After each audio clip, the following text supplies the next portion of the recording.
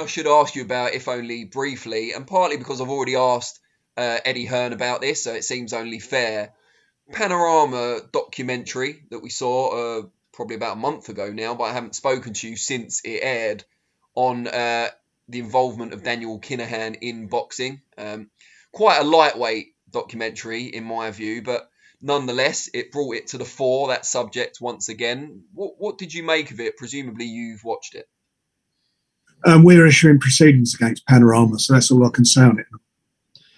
They've had letters off of us, and my lawyers are about to issue a writ against them. Okay. I think for both our benefits, I should leave that subject there.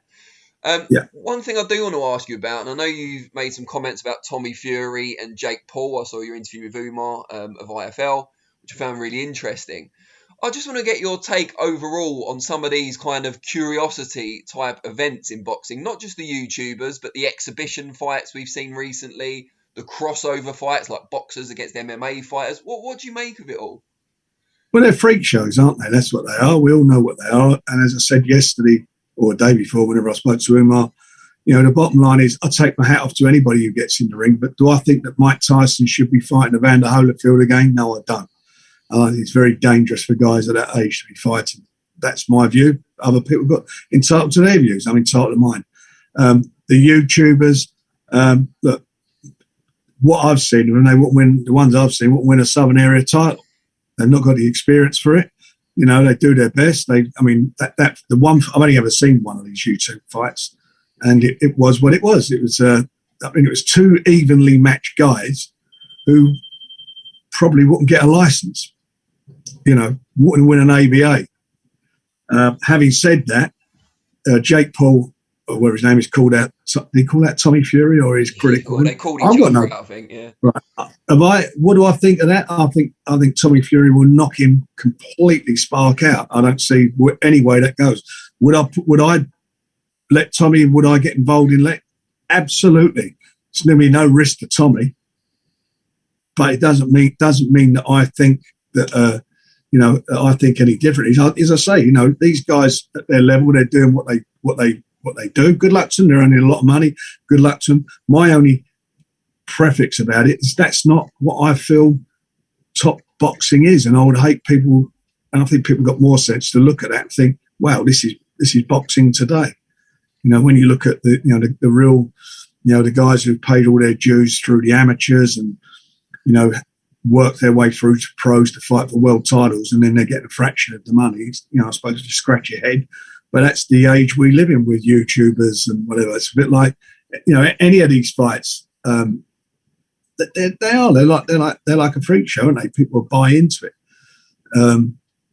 That's the world. That's the world we live in. I mean, it's nothing new either. I mean, I can remember Ali fighting a Japanese wrestler, and if you go back over the years. I mean, the 30s and 40s, there was some of the fighters fought wrestlers, so it's nothing new. No one's creating history here, by the way.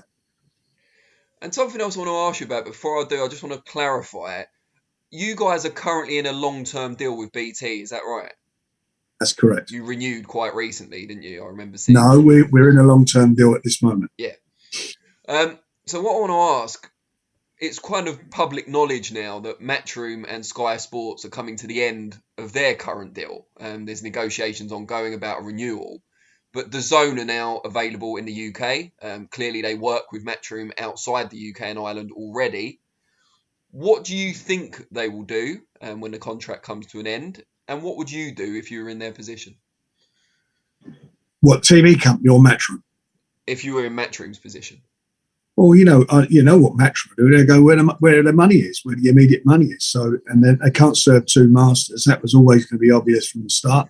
So, I would think, I'm not sure, but I would think they're going to wind up with DAZN. That's what I would think would happen.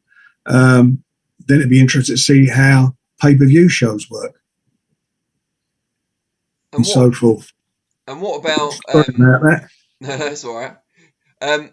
Yeah. So, and what would you do if you were in their position? Because you said Matchroom will go for where the short-term financial gain is, but would you do that in that position, or would you stick loyal to Sky, who've got that big machine behind the sport potentially? Look, it's what you want long term. It's what your long-term views are. What do you want to do? Sometimes people just go for the money because that's what it is. But sometimes I've seen people, do that in the past and it's not worked out. I mean, DAZN have got a long way to go yet. I mean, people keep banging on about, how much money Box Nation and we were losing at one time. And then, they posted 1.5 billion losses last year. I mean, I think it's the biggest loss any start-up company's ever had in the UK. They're UK based. Having said that, they've got a man behind them who's got very, very deep pockets and has been very successful, made a lot of money in the past. He's a philanthropist. He's a very astute businessman. Can they make this model work? Can they make it work at £2 or whatever it is? Was it $1.99 in the UK? Can they make it work? I don't think it's going to stay that way for long. Well, if they jack it up to £10, that's like it's a big rise. And it's not a 50% or 100%. It's like 500% rise. So, it as I keep saying, it is what it is, and we'll see where that goes. And in the meantime, will Sky stay in the sport? Who knows? If Matchroom move away from them, but it's to be quite honest, it's not my concern or my affair. All I do is focusing on what we got, and which we've done is build up a really good platform with BT over the last nearly 3 years now. Built up a platform that's really successful. It's had some big fights on. In the last couple of years, we delivered the highest rated subscription TV shows. So we're not doing bad with what we put together, and that's all I'm focusing on. And if Sky replace Matchroom with somebody, or if they do, then we'll have another competitor in the market. So it's going to be a bit lively for all of us. In the meantime, the DAZN thing, if Hearn goes with Sky, what's going to happen with the rest of his deal? Are they going to be happy with that in the States? The one thing I would say about it all is, they've done 1.5 billion on DAZN, but they haven't built a star. Not one single standout fighter, which I find amazing. All that money that they've spent, and you'd think that you'd have something to show in as much as the next, a fighter that is, crossed over to the general public is a big, big name, and they haven't done that. No, the zone have arguably with Ryan Garcia, of course, although he was quite a star beforehand. Yeah, he was known before, but that's the point I'm making. It just hasn't happened. So let's see what happens in the future. Obviously, it's, as I say, it's all interesting and exciting times, and but all I really care about is what we're doing, and I know what we're good at doing, and that's building fighters and creating stars. With that in mind, if Sky do drop out of boxing or reduce their boxing content as a result of working with different promoters, because you're tied up, Matchroom could move away, and you're the two major promoters in the UK by some distance, that's got to be good news for you and BT, surely, in that, you become even more of an attractive proposition to the viewer and to fighters looking for a new home. Well, that's one way to look at it. The other way to look at it, it's not good for boxing. Because it's a market. It's a market that we've lost, and for me, I haven't got a problem with competition at all. It doesn't. I've never.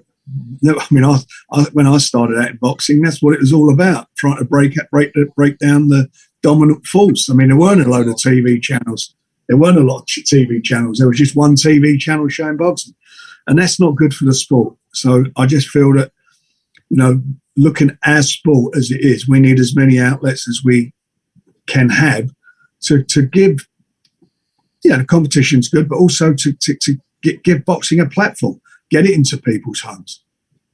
And just before I let you go, a bit of a left field one, but I won't forgive myself for not asking. Mitchell Smith now has a British Boxing Board of Control licence once again. Recently moved up to Manchester to team up with Lee Beard, well-respected trainer. Are there going to be any discussions with you guys about maybe bringing the band back together? Well, you just told me something I didn't know about. We've got a contract with Mitchell, which obviously, for his problems, got suspended. But having said that, I'm pleased if he's still got something to give. He's been out of the ring. It's been out for 2-3 years now. Yeah. I'm not sure how old he is now. I mean, for me, he was an outstanding fighter, or young talent, I should say. And the boxing writers voted him best young boxer of the year, and then it all went sideways. And it was a great shame for him and for boxing. But it's like I keep saying, you don't just get by on talent. You've got to have the dedication. And I've seen a lot of youngsters do that. Now, I hope that he's found his appetite again for sport. It sounds good to me that he's moved up out of his environment into a different one.